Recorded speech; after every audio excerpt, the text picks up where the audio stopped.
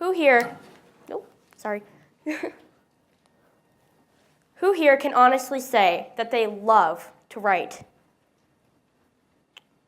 Not very many of you. Okay then. Well, guess what? That was me. I used to hate it. That's because my teachers always told me exactly what to write about. They told me how many sentences to put in the paragraph, how to structure my sentences, what kind of words to use. They told me where to put the periods. It just wasn't me. But I discovered that when I wrote the way that I like, with my own style, about things that matter to me, I could finally be me. My style is what I like and not what anybody else tells me to like. Now, I discovered this around 3rd, maybe 4th grade. So after that, I always really liked writing, but I didn't truly start to appreciate it until right here, September 6, 2011. Better known as one of the most important days in the history of the world, my 13th birthday. 6:23 a.m. Ring, ring. Oh, who could be calling me this early in the morning? Hello? Hey, Em, happy 13th. It was my grandpa calling to me to wish me a happy birthday. Yeah, thanks, Grandpa. And then he says, by the way, your great-grandmother died this morning. I was so lost and confused. Apparently, she had been sick for over a year, but nobody bothered to tell me because they thought I already knew.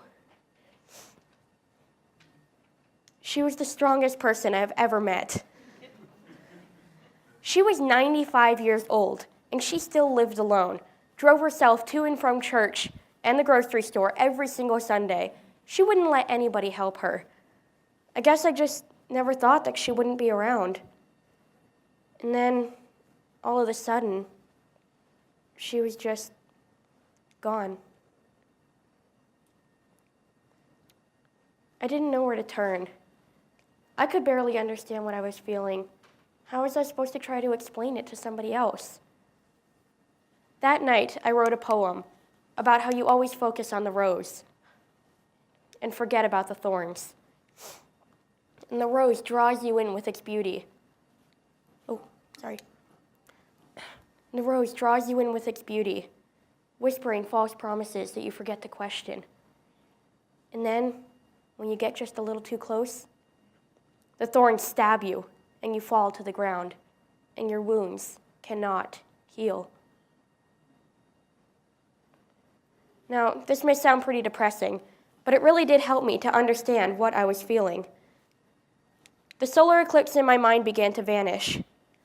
I understood that even though I was sad that she was gone, it was okay and I could accept it because she had lived a full life and she was surrounded by people that loved her.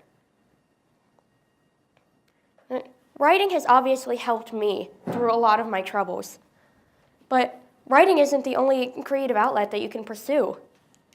You could try art, music, theater, anything. Just go out and try something, any creative outlet that you've never tried before. You may not think that it'll help you not much, but how are you ever going to know if you don't give it a try?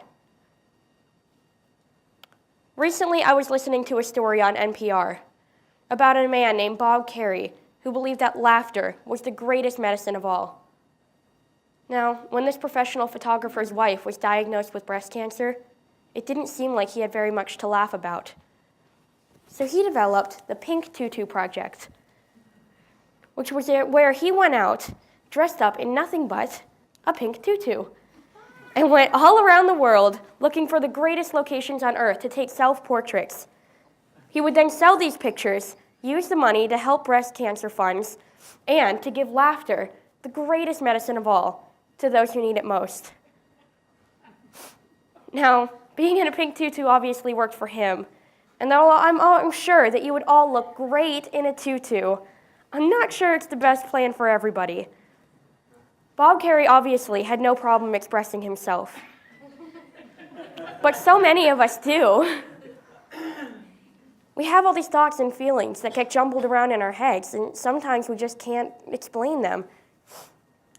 Me, with a head full of words and not one useful expression. I and so many others have felt like this every single day. We try to understand what's going on, but we just can't. People around you may be feeling the exact same thing, but they put up a mask so that you can't see what's going on in their heads. To you, it looks like everybody else understands the world, and they find it easy and simple. You try to act normal and happy, like everybody else, but honestly, sometimes it's not easy. That's why I encourage you to go out and try these things. Writing, art, photography, music, anything. You never know until you try what could make a difference in this jumbled mind and organize these words until they make sense to you. Now, I know what you're thinking, but this is not an assignment. You can make your own guidelines, if you have any at all. How much money does it cost to pick up a pen and paper and go write something down or sketch something? How much money does it cost to go out to your local theater group and participate in a play? Now, trust me, I'm a high school student. I know what it feels like to be crunched for time, like having 6 tests a week or having a project due what feels like every single day. But whether or not you consciously realize it, you always schedule time in the week just to do something for yourself. Even if it's just 20 minutes to stare at the wall and get your brain to finally turn off. Well, guess what? This is for you. All of these different options, writing, art, music, theater, they're all to help you understand your emotions and ultimately to help you understand and cope with your life better. Now, through these creative outlets, I and so many others have found our new light, and we have found our new vision. And I promise you, if you get up the courage and take that first step to go try these yourselves, you can too. Thank you.